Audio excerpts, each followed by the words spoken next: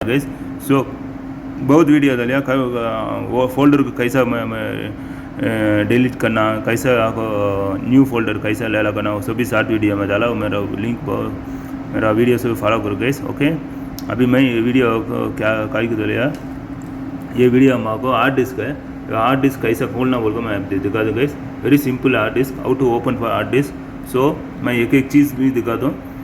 Okay gas, अभी अंदर जा रहा हूँ मैं शॉर्ट वीडियो में डालता हूँ, एक बिग वीडियो भी डालूंगा, बड़ा वीडियो।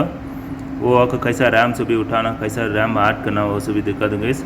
कैसा पावर से पे कैसा डालना, कैसा DVD प्लेयर से भी ऐड करना, सभी लेटेस्ट मॉडल से भी आ गया अभी, मैं बहुत दिखाता हूँ आपको। ओके गैस, यही है, देखो ये हार्ड डिस्क है, ये ऐसा दबाए को ये आराम से ऊपर आ जाऊंगा। देखो मूव हो रहा है, देखो ये आराम से ऐसा ऊपर आ जाऊंगा गैस। यही है लॉक सिस्टम। ओके।